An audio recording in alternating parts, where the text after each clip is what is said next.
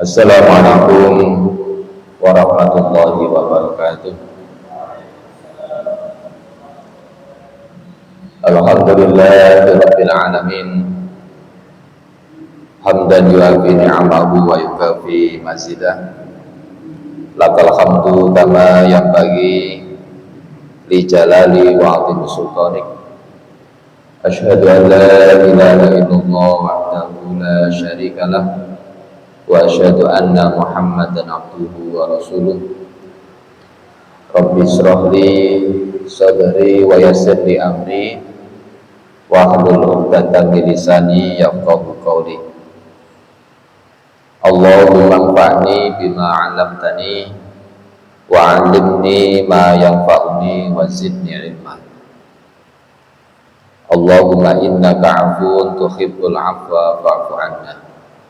Allahumma innaka 'afuwun tuhibbul 'afwa fa'fu 'anna bi rahmatika ya rabbal alamin. Amsayna wa amsal mulku lillah walhamdulillah la syarikalah la ilaha illahu wa ilaihil masir. Amsayna ala fitratil islam wa kalimatil ikhlas wa ala dini nabiyina Muhammad sallallahu alaihi wasallam wa ala millati abina Ibrahim hanifa wa makana minal musyrikin. Allahumma amsaitu minka fi ni'matin wa afiyatin wa sitrin wa atimma ni'mataka wa sitroka fid dunya wal akhirah. Bapak-bapak, ibu jamaah yang selalu dirahmati oleh Allah Subhanahu wa taala, bersyukur pada kesempatan yang berbahagia ini di bulan suci Ramadan kita masih diberi kesempatan untuk menikmati bulan Ramadan tahun ini. Banyak teman kita, banyak saudara kita yang sudah meninggal dunia, tidak bisa menikmati bulan Ramadan tahun ini. Kemarin kita bersendauguro dengan teman kita, bersendauguro dengan saudara kita, tapi hari ini tidak ada. Dan kita bisa menikmati bertemu dengan Ramadan ini dengan bersyukur kepada Allah, karena kenikmatan orang yang bertemu Ramadan itu adalah nilainya, tingkatannya itu dengan orang yang mati syahid itu lebih baik. Jadi keutamaan orang yang bertemu Ramadan itu lebih baik nilainya daripada orang yang mati syahid. Ini di dalam hadis Nabi Muhammad SAW,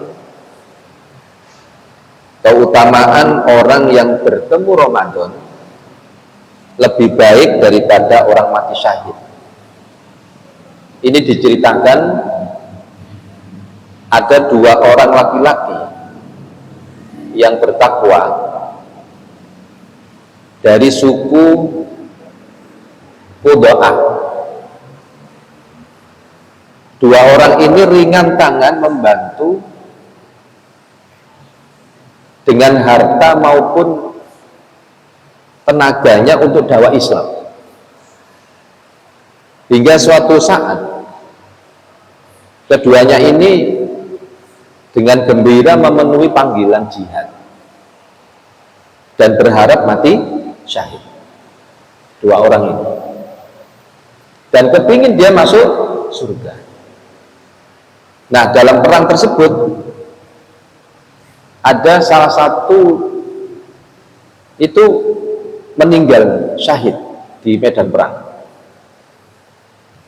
dan yang lainnya pulang membawa kemenangan Kemudian setahun kemudian ia meninggal karena sakit. Jadi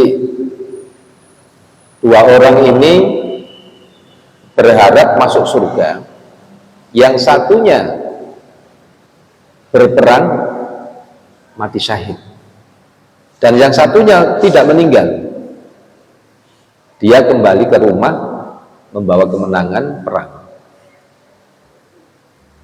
Nah, tetapi setahun kemudian meninggal dunia karena apa? Sakit. Nah, suatu malam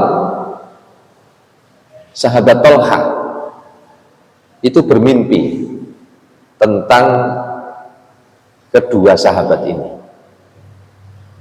yang mati syahid dan mati karena sakit. Nah, Thalha ini berada di depan pintu surga bersama kedua sahabat tersebut. Ini jenenge mimpi ya. Tiba-tiba dari dalam surga itu terdengar suara yang memanggil sahabat yang meninggal karena sakit dan mempersilahkan masuk surga. Setelah itu baru terdengar suara lagi memanggil sahabat yang mati syahid, dan masuklah ia ke dalam surga. Berarti yang dahulu masuk surga siapa? Orang yang sakit tadi. Dan yang mati syahid itu masuk surganya yang berikutnya. Nah, lalu kembali terdengar suara dan berkata, ini ceritanya Thalha. Terdengar suara dan berkata kepada Thalha, kembalilah hai Thalha, karena kamu belum waktunya masuk surga. Lalu Thalha terbangun dari mimpinya.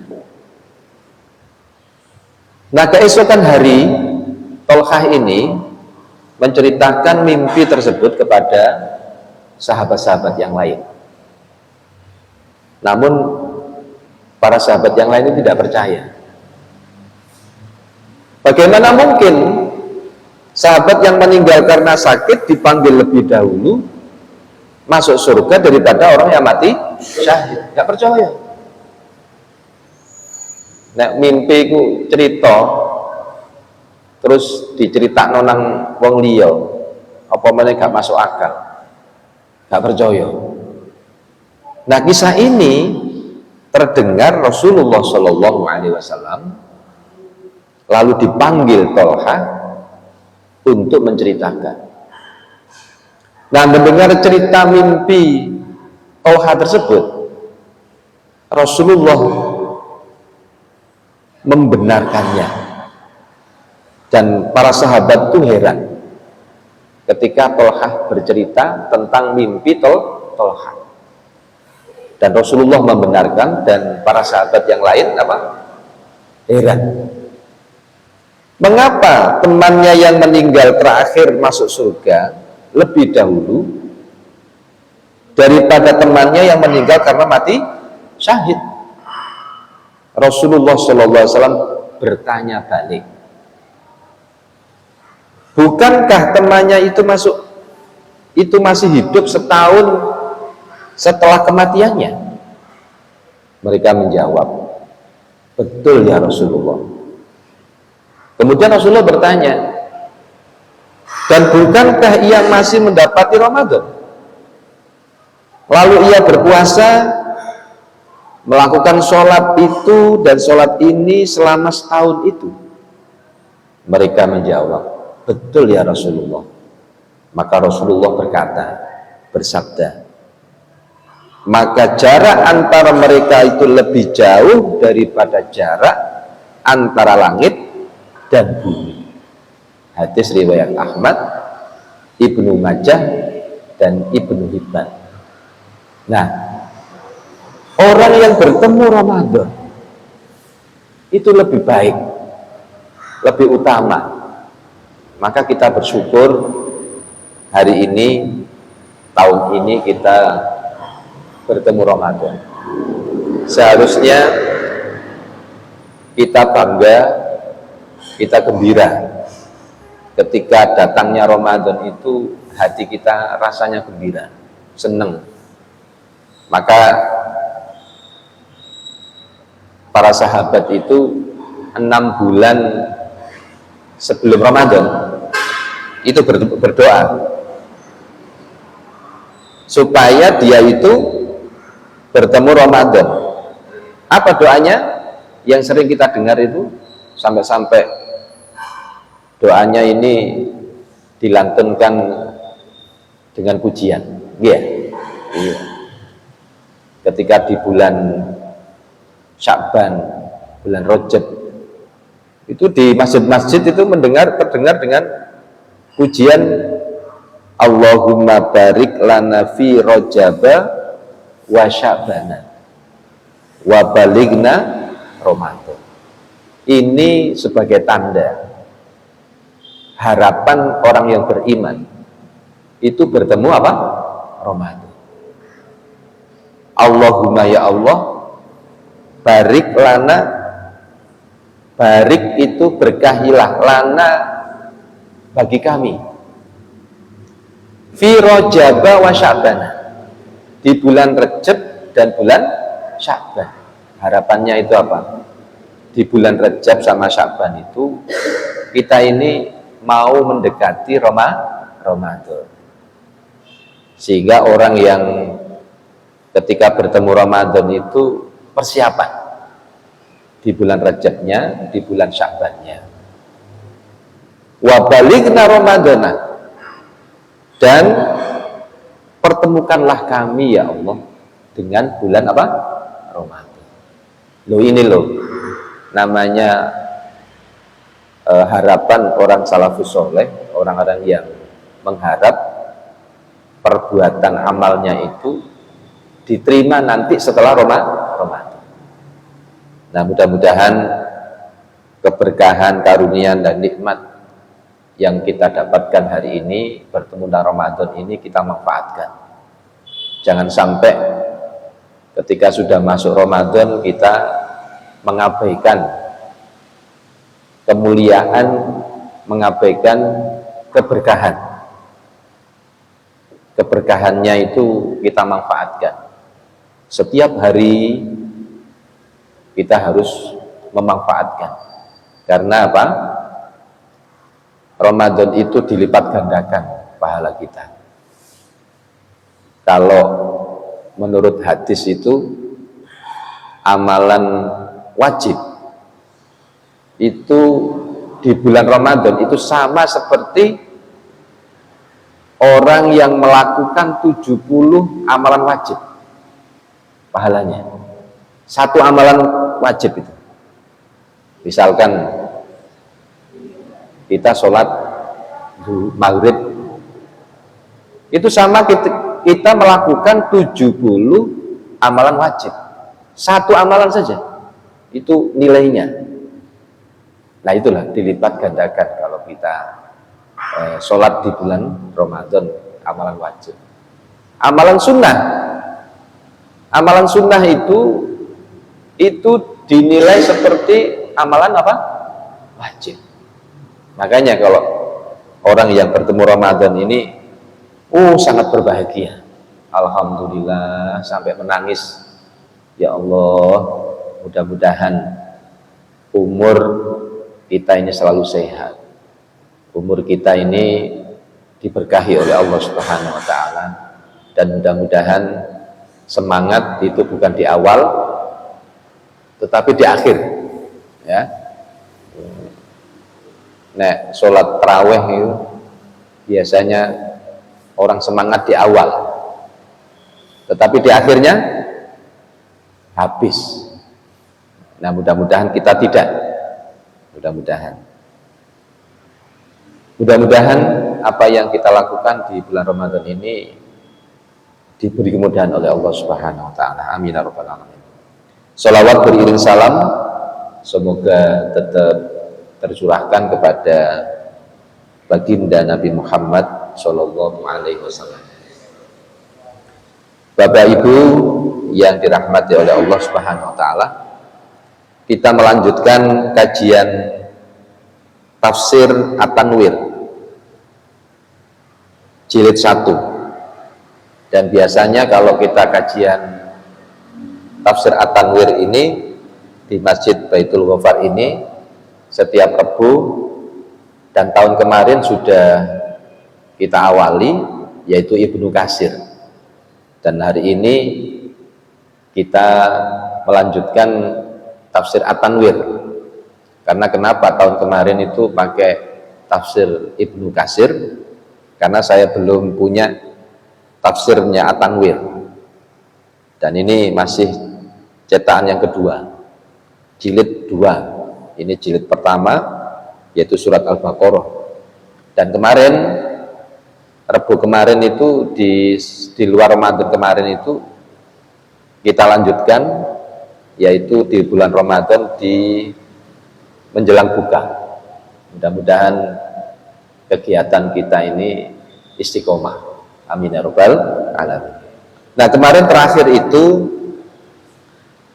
masuk di tafsir At-Tanwir ini surat Al-Baqarah ayat 30 sampai 39. Dan memang ayat ini menceritakan tentang penciptaan manusia, dan juga menceritakan tentang bagaimana kedudukan manusia sebagai wakil Allah di muka bumi ini. Itu sudah saya sampaikan. Kemudian membicarakan tentang ayat surat Al-Baqarah ayat 30 dan 39 itu menceritakan kodrat manusia. Dan itu sudah saya sampaikan, ternyata kodrat itu, kodrat keberadaan manusia itu mempunyai sifat asli dari realitas manusia dan menjalani kehidupan dalam keberadaan di ruang dan waktu. Kita ini hidup di ruang dan waktu. Ruang dan waktu yang jelas di dalam kehidupan ini. Nah, di antara kodrat potensi sifat asli manusia itu berfungsi menjadi kemampuan yang melekat pada diri seorang makhluk manusia antara jasmani dan rohani. Coba, jasmani ini kendaraan kita. Halo? Jasmani ini kendaraan. Kemudian sopirnya itu pikiran kita. Ya. Kemudian apa itu? Penumpangnya itu ada jiwa kita. Berarti kalau kita ini punya jiwa, maka bersyukurlah kita itu punya raga, tubuh yang masih melekat pada diri kita, jiwa yang masih melekat dengan raga. Ini akan bisa menyampaikan bertemunya jiwa dengan Allah Subhanahu wa Ta'ala. Maka seseorang itu kalau tidak akan tersampaikan pertemuan dengan Allah Subhanahu wa Ta'ala, kalau jiwa ini sudah terpisah dengan raga, jiwa itu tidak akan tersampaikan. Dan banyak ayat yang menceritakan jiwa itu nanti di akhirat itu akan merasa apa? Menyesal. Kenapa di dunia itu dia tidak memanfaatkan jiwanya dengan raganya itu untuk beramal soleh. Dan sampai-sampai di dalam Al-Quran itu diceritakan orang yang menyesal masuk neraka itu dia kepingin supaya dikembalikan ke dunia sesaat saja, tetapi tidak bisa. Maka kita ini hidup di dunia ini punya raga, adalah untuk sarana tersampaikannya jiwa kepada Allah Subhanahu wa Ta'ala. Makanya kalau raga ini adalah kendaraan, supirnya adalah pikiran kita, penumpangnya adalah jiwa kita. Nah, supir pikiran kita kalau tidak terkendalikan, bisa nyungsep barang lah. Halo? Kalau supir itu, kalau pikiran kita itu, kalau kita tidak mengendalikan jalan yang benar, itu bisa jadi masuk neraka. Maka pikiran menjadi susah atau tidak itu tergantung dari apa? Jalan petunjuk dari jalan petunjuk itu. Supir kalau tidak mempunyai petunjuk, nah petunjuk itu adalah Al-Quran. Yang bisa menjelaskan petunjuk itu siapa? Yaitu Rasulullah, yang bisa menjelaskan kepada jalan yang lurus. Maka nasib pengelolaan kodrat itu menentukan nasibnya, ya. Wah, iku diuji oleh Allah Subhanahu wa Ta'ala. Loh, kenapa diuji? Merasa diuji? Sebenarnya Allah Subhanahu wa Ta'ala itu tidak menguji, tergantung manusianya mau mengikuti jalan yang lurus atau jalan yang lain. Makanya kan di dalam Al-Quran itu kan surat Al-Fatihah dijelaskan itu, ihdinas siratal mustaqim, tunjukilah kami, ihdinas siratal, ihdina, tunjukilah kami ya Allah, as-siratal, kepada jalan al-mustaqim, yang lurus. Apa yang dimaksud itu? Ketika Nabi mengatakan wa anna hadza siratal mustaqim, wa anna hadza, dan sesungguhnya ini, hadza siratal mustaqim, ini loh jalan yang lurus.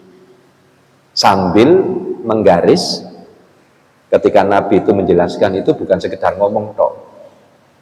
Ketika menjelaskan tafsir surat Al-Fatihah, ihdinas siratal mustaqim, Nabi mengatakan di garis lurus tengah satu, Nabi mengatakan wa anna hadza siratal mustaqim, ini loh jalan yang lurus. Wa anna hadza siratal mustaqim falak, wa anna hadza siratal mustaqim fattabi'uhu. Nah, itu ketika Nabi itu mengatakan ini loh jalan yang lurus, maka ikutilah. Berarti kan petunjuk, yaitu petunjuk Al-Quran, ya. Kemudian Nabi mengatakan menggaris kanan dan menggaris kiri. Ketika menggaris kanan dan kiri, kan ada yang tengah, ada yang kanan, ada yang kiri.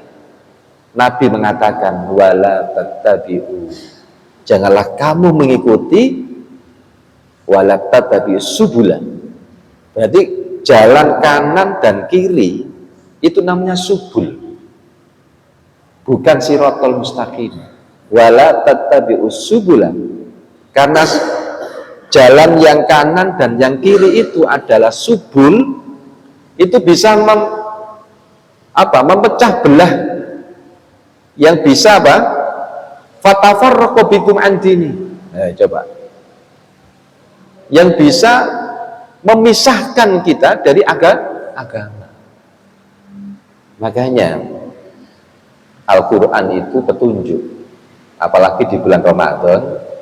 Banyak-banyak kita membaca Al-Quran, banyak-banyak untuk memahami Al-Quran. Kan Ramadan itu kan turunnya Al-Quran. Syahrul Ramadan alladzi unzila fihil Qur'an. Berarti syahrul Ramadan itu adalah turunnya Al-Quran. Nah, ini banyak-banyak kita membaca Al-Quran. Saya lanjutkan.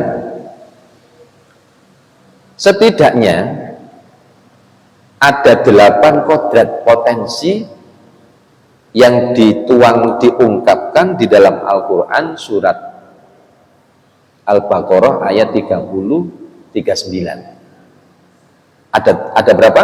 8. Ini harus kita ketahui. Manusia itu harus mengetahui jati dirinya. Kalau manusia hidup itu nggak mengetahui jati dirinya, maka hidupnya itu akan tidak tenang. Aku sebagai manusia, hamba Allah itu tugasnya apa? Beribadah. Nah, 8 kodrat ini harus kita pahami. Manusia itu harus memahami apa? Kodratnya. Apa pemahaman kodrat manusia di dalam dirinya? 1, makhluk yang berbudaya. Jadi kodrat manusia itu sebagai makhluk berbudaya itu merupakan konsekuensi dari kedudukan sebagai khalifah dan wakil Allah di muka bumi.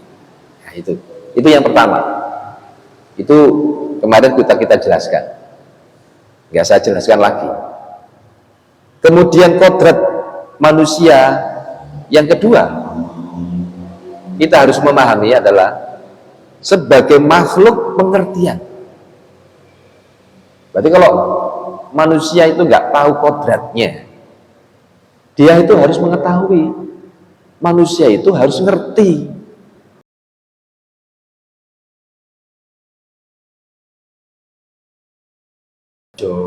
Ya toh? Oh iki wayahe bantu orang lain. Berarti makhluk itu harus pengertian. Manusia itu memiliki kodrat karena ia memiliki panca indera, memiliki akal, memiliki ruh. Ya itu ya.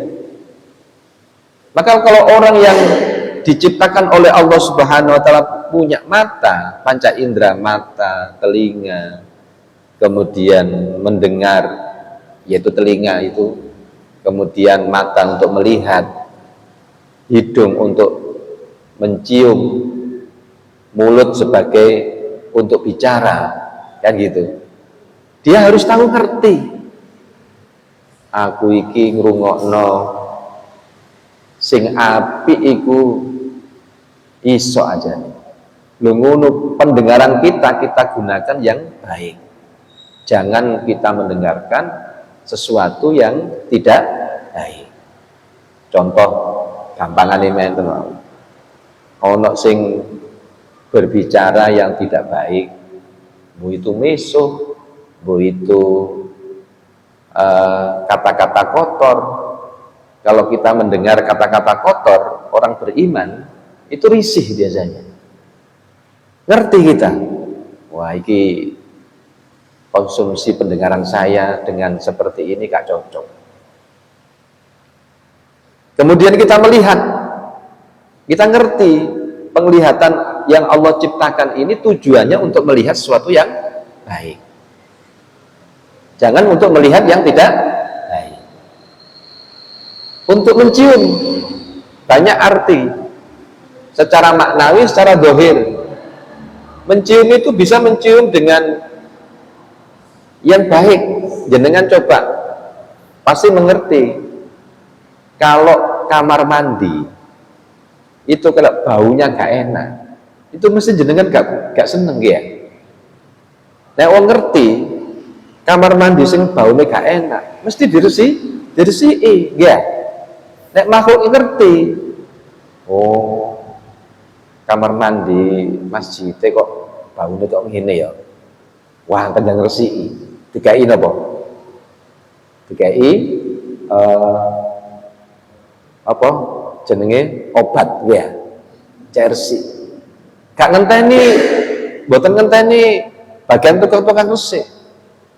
Maka mana yang sekiranya itu di depan kita itu gak baik, maka kita lakukan. Gak usah ngenteni. Kowe iku tugase bapak iku. Gak ngono. Wis iku tugase nek masak itu tugase ibu. Enggak ngono. Orang ngerti antara suami dan istri sama-sama ngerti. Nek pas istriku repot, nek bapak isok masak, ya masak. Nggih ya? Nggih. Gak usah saling tuduh menuduh. Iki wayahe tugasnya bapak. Ada. Yang ini iki nggarai hidup itu resah dan gelisah. Karena makhluk manusia itu harus ngerti, punya akal, punya panca indera, dan punya ruh. Nah itu kodrat manusia yang kedua. Kodrat manusia yang ketiga itu adalah makhluk merdeka. Manusia itu menjadi makhluk merdeka karena memiliki kehendak bebas yang membuatnya bisa memiliki pilihan. Kan gitu, dan menentukan nasibnya sendiri. Coba saya tanya bapak ibu, bapak itu kepingin masuk surga atau neraka? Halo, ingin masuk surga. Kalau ingin masuk surga, surga itu gak gratis. Surga itu harus apa? Harus beramal. Orang masuk surga itu harus diamalkan. Contoh, orang ingin masuk surga, mereka dengan muring-muring gak situ masuk surga. Kan gitu. Karena kita ingin masuk surga itu pasti merasakan gak enak. Coba, la taghdab miraran walakal jannah. Kan bener kan? Janganlah kamu marah. Orang yang bisa menahan amarah akan masuk surga. Ya kan? Kan gitu. Kadang kita ruwet, pemahaman kita itu ruwet sendiri. Padahal ya kita ini kalau ingin masuk surga memang harus diamalkan, ya sabar, ya syukur. Kadang angel sabar itu nek dilakoni. Syukur ya angel loh. Kadang nggak dilakoni. Ya. Orang itu dengan syukur, orang sabar itu bisa masuk surga. Nek ujian di sekolahan, itu kan soalnya diberitahu, jawabannya juga diberitahu. Ujian di sekolahan. Tapi kalau ujian kehidupan diberitahu tidak? Halo? Nggak diberitahu.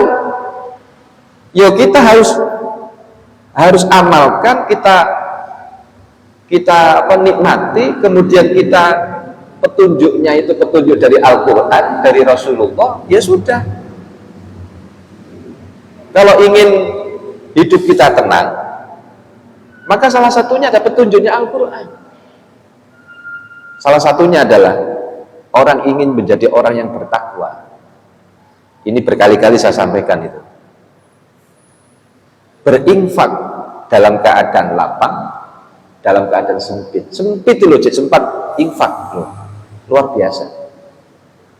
Walaupun itu satu kurma. Ya. Ini namanya ciri orang yang bertakwa. Ciri orang yang bertakwa yang kedua adalah menahan amarah. Kajeng muring-muring gak sido. Ini loh tandanya orang yang bertakwa. Tapi kadang itu ono ngomong angel, ya angel karena pikiran si dewi, ya. Ya diamalno lah Pak. Kajeng muring-muring astagfirullahaladzim. Aku iki gak jadi orang bertakwa. Lu ngono. Diamalno. Dan yang ketiga adalah wal afina anin nas. Memaafkan kesalahan orang lain. Apakah bisa? Bisa. Tergantung diri kita. Mau kita amalkan atau tidak. Sebenarnya kalau yang salah itu dia, padahal kita yang benar, maka kita harus ngalah. Surga itu, alhamdulillah. Kita gak usah menunggu orang itu minta maaf kepada kita. Kita harus memaafkan dia walaupun kita benar. Luar biasa. Itulah surga. Kenapa Allah Subhanahu wa Ta'ala akan menolong hambanya yang bertakwa dengan melakukan perbuatan baik itu? jenengan kemana-mana karena perbuatan amal yang baik, wis dijamin oleh Allah. Makanya kalau ada mauna, kalau zamannya Rasul itu namanya mukjizat. Zaman sekarang ini manusia ditolong oleh Allah namanya mauna, pertolongan dari Allah. Jenengan kajengi celaka, kaji dolok celaka karena jenengan berbuat baik, ya, berbuat baik. Atine apik nang wong, gak tahu muring-muring, gak tahu ngelokan perkataan yang satu baik. Ini jenis sakti, Pak. Itu nama orang sakti. Sakti itu bukan berarti wong iso terbang, boten. Orang sakti itu adalah dia selalu berbuat baik pada orang lain, sabar, syukur, lesannya itu dijaga, perbuatannya juga dijaga, selalu berbuat baik. Itu orang sakti itu, teman, sakti temenan itu. Nah, insya Allah itu, ya. Berarti kodrat manusia yang ketiga itu adalah bebas memilih. Sebenarnya merupakan pilihan sendiri, termasuk pilihan menerima paksaan ketika dipaksa orang lain. Halo? Coba jenengan renungi. Termasuk pilihan menerima paksaan ketika dipaksa orang lain. Maksudnya gimana? Menerima paksaan. Satu contoh. Anak kita itu ingin baik. Itu harus dipaksa, Pak. Kalau nggak dipaksa, nggak akan baik. Dia supaya bisa baca Al-Quran, arek lah kepingin dolen naik ya, dolen tok ae. Tapi jenengan memaksa anak kita, wis sampean yang penting maca Quran. Mari maca Quran dolen. Kalau nate maksa, yes lari-lari apa anak-anak kula kalau paksa memang. Alhamdulillah, bukan berarti paksaan itu dengan tidak baik. Caranya yang baik, maksudnya memaksa. Coba jenengan kalau membiarkan anak gak sholat, membiarkan anak gak baca Al-Quran, membiarkan anak kalau ucapan yang tidak baik dibiarkan, itu namanya apa? Membiarkan sesuatu yang tidak baik pada diri kita. Sama dengan kita, jenengan harus dipaksa, Pak. Dipaksa sholat nang masjid, guys. Karena pemaksaan itu adalah baik. Wis aku bismillah pokoknya nang masjid Baitul Wafat. Nah, harus dipaksa. Kan gitu. Wangel, Pak. Tapi kalau sudah bisa melakukan itu, sudah terbiasa, insya Allah itu amalan yang baik. Itu yang maksud pilihan menerima paksaan ketika dipaksa orang lain, tapi unsurnya baik, gitu ya. Kalau dipaksa jelek, ya harus menolak lah. Sama dengan hal seperti ini. Jangan taat kepada orang yang memaksa sesuatu yang maksiat. La ta'ata li makhlukin li maksiatin khaliq. Istri harus taat kepada suami selama suami itu memerintahkan kebaikan. Toh itu apa saja, yo mojo Al-Quran, kongkon sholat.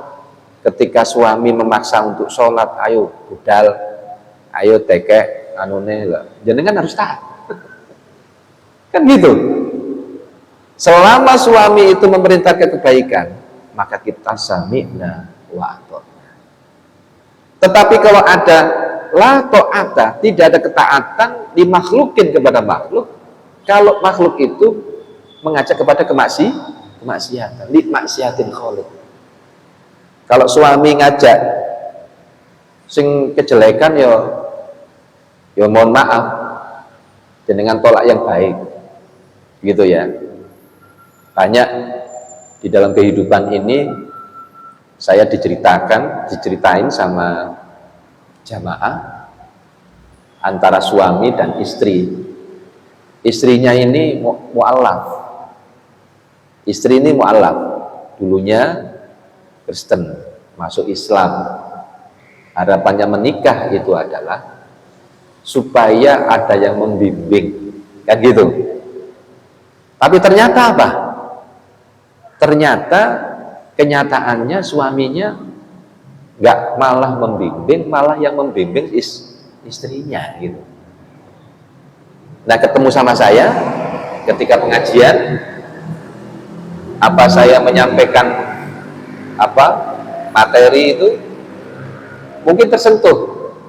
Habis pengajian Ahad pagi saya didatangi, tapi sebelum datangi saya, datangi istri saya dulu, izin kepada istri saya, apakah boleh Bu, saya minta nomor teleponnya Abah.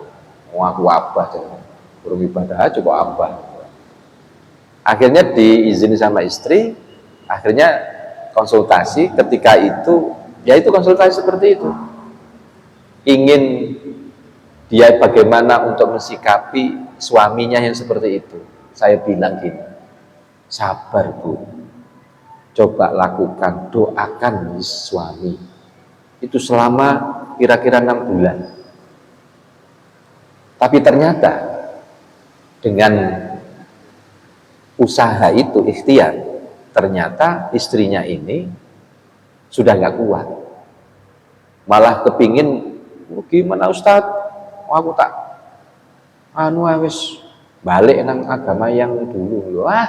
Astagfirullahaladzim, saya bilang gitu. Itu ujian. Sampai seberapa ibu ini diuji oleh Allah, sampai seberapa masih memegang iman. Maka jenengan harus berdoa ya jenengan doa Nabi Muhammad SAW supaya kita imannya kuat. Saya beri doa itu, bukan ijazah, ya doa gitu aja lah. Nah, biasanya umumnya wong-wong itu ijazah ya. Ya muqallibal qulub, tsabbit qalbi ala dinika. Singkat tetapi luar biasa. Ya muqallibal qulub, wahai zat yang membolak-balikan hati, sabit, tetapkanlah ala dinika, atas agamamu. Luar biasa, saya suruh doa itu terus.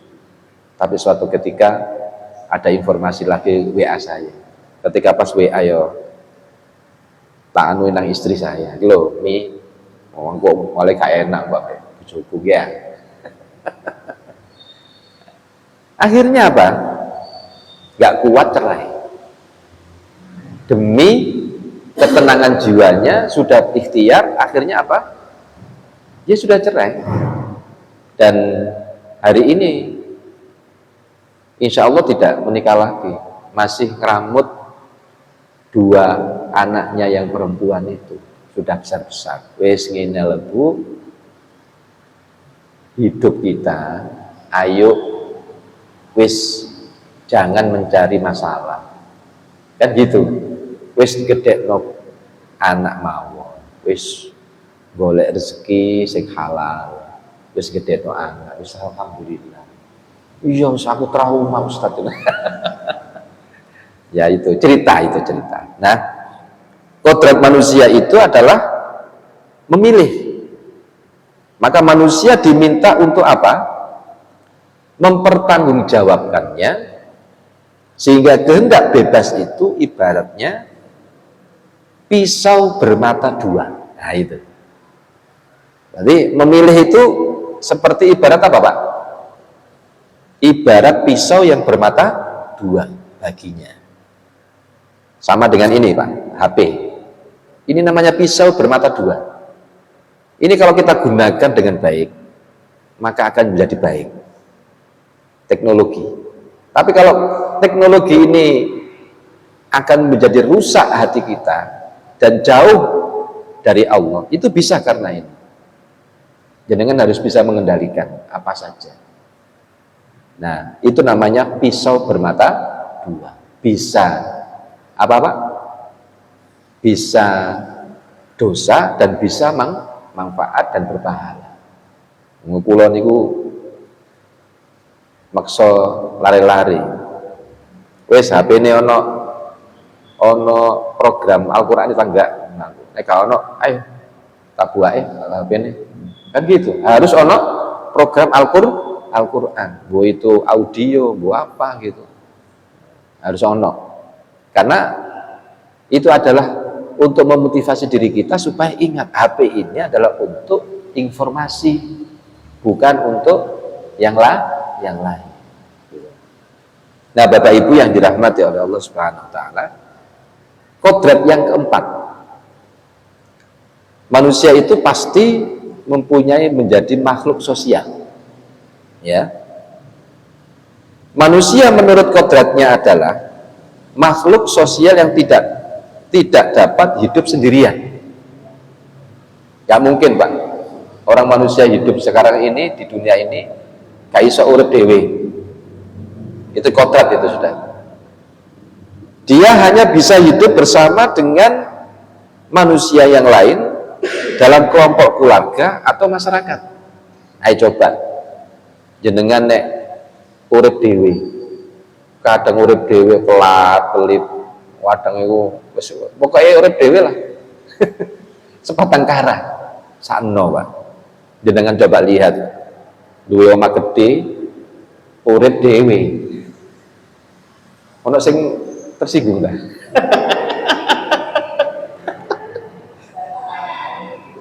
Tapi mboten nggih. Wonten jamaah katang nggih. Wonten jamaah katang kok. Mboten urip dhewe. Insyaallah enten anake ya nggih ya. Maka manusia itu kodratnya hidup sosial, bukan hidup sendiri. Ya, kodrat ini diungkapkan dengan perintah kepada Adam dan Hawa untuk tinggal bersama di surga. Nah, itu. Dan umat manusia sebagai satu kumpulan, namanya jamaah, namanya apa ya, kumpulan jam'i. Ada jam'iyah itu kumpulan. Nah, kalau orang yang nggak pernah berjamaah itu pikirannya itu nggak luas, Pak. Karena orang yang hidup tidak sosial, hidupnya pikirannya nggak luas. Kalau dia itu nggak mau bersosial kepada orang lain, maka pikirannya itu sempit. Seperti ruangan yang sempit, ya, satu kamar sempit, satu orang aja, itu sesek. Tapi kalau kita itu ruangnya yang luas seperti ini, pikiran kita luas, kan gitu. Nah, makanya kalau orang yang kodrat manusia itu adalah hidup sosial, berkelompok, ya, amalan jam'i yang terdiri atas bagian-bagian saling berhubungan satu dengan yang lain. Nah, itu kodrat manusia yang keberapa tadi? Keempat. Ini harus tahu jati diri kita lah ya. Kodrat manusia. Kodrat manusia yang kelima, makhluk ekonomi. Makhluk ekonomi. Manusia itu menurut kodratnya itu adalah makhluk ekonomi yang harus memenuhi kebutuhan untuk mempertahankan eksistensinya. Jenengan kepingin sakit, bisa sehat, bisa makan dan minum, karena kita ini berekonomi. Jenengan misalnya sakit nopo ngembangno apa amal soleh sajane ngeten, kula nate tanggul ya. Saudara saya yang punya pengusaha luar biasa, Pak, duwe pabrik pupuk gede, Pak. Kula niku silaturahim, Pak, jenengan niki luar biasa, duwe karyawan kathah, terus usaha yo lancar, terus nopo sing jenengan nopo goleki ngono kan gitu ya. Yo Ustaz rapos golek mangan gawe bojoku ambek aku isi cukup Pak, aku lho digawe arek iku luar biasa. Berarti ini kan dia mencari apa ya, rezeki tujuannya untuk orang lain. Nah ini berarti kita berhidup ekonomi ini tujuannya adalah supaya saling mengenal. Makhluk ekonomi itu harus memenuhi kebutuhan makan, kebutuhan sandang, kebutuhan tempat kan gitu kan. Dan jenengan kepingin tuku klambi ya, ini gak duit bisa tuku klambi tak betul betul sakit ya. Maka harus hidup ekonomi. Jenengan kepingin supaya apa itu eksistensi kita hidup itu bisa berjalan dengan lancar, jenengan jualan ono keuntungannya ya. Nah keuntungan itu bukan untuk diri kita sendiri. Misalnya enten konco dodolan klambi, oh tak tukune kan gitu kan. Jenengan biasanya sakit sadean apa botoan, misalnya klosen botoan misalnya brengkesan, jenengan damel botoan brengkesan, jenengan brengkesannya enak Pak, jenengan jual, orang kepingin beli, kembalinya untuk kita sendiri dan orang lain kan gitu. Nah inilah makhluk manusia itu adalah makhluk ekonomi. Pikirannya itu mesti berkembang untuk mengembangkan ekonomi. Maka kita sebagai manusia harus memahami kodrat manusia itu harus apa? Menjadi makhluk ekonomi. Nah kodrat ini diungkapkan dengan perintah untuk makan dari seluruh sumber makanan yang ada di surga. Selain buah larangan namanya apa? Buah apa Pak? Buah kuldi. Kalau secara zahir buah kuldi itu menjadikan Adam dan Hawa keluar dari surga. Kalau sekarang kita artikan buah kuldi itu apa? Kita jangan menelan sesuatu yang merusak pikiran kita. Kalau dulu zamannya Nabi Adam dan Hawa dilarang oleh Allah untuk memakan buah kuldi. Nah bagaimana untuk mengartikan hari ini, bagaimana supaya kita itu tidak terusak pikiran kita, jangan memakan buah kuldi. Maksudnya apa? Pikiran-pikiran yang merusak pikiran kita itu sama dengan menelan buah kuldi. Jenengan kepingin sholat jamaah nang masjid, lho ngono iku ana sing ngomongi ampanamu sok suci, walah lah itu namanya buah kuldi yang masuk nelan, jangan ditelan wis gak usah kreken wis. Jenengan pokoknya sholat jamaah nang masjid udah, jangan dengarkan kanan dan kiri kan gitu. Jenengan ngrungokno kanan dan kiri gak sido berbuat baik. Lalu iya, itu enggak maknanya secara maknawi. Itu yang dimaksud dengan buah kuldi yang kita telan. Ayo kita singkirkan larangan-larangan yang bisa merusak pikiran kita. Nah kebutuhan manusia itu sangat luas Pak, dan tidak terbatas pada makanan ya. Apabila ayat itu hanya menyebutkan kebutuhan makan, maka itu tidak dimaksudkan untuk membatasi. Kebutuhan kita kan banyak ya kan, yo makan, pakaian, kendaraan, rumah kan gitu kan. Iya. Coba Rumah itu cuma sebagai apa? Tempat berteduh gitu aja loh. Kau usah gede-gede Pak. Ya gede-gede gawe omah, gawe di tingkat mengkilat apalagi ya. Lu ngono katigowo mati ya. Yang penting bagaimana kita membangun akhirat. Sesuatu yang kita berikan kepada orang lain, apa itu harta, tenaga, pikiran kita, itu loh milik kita.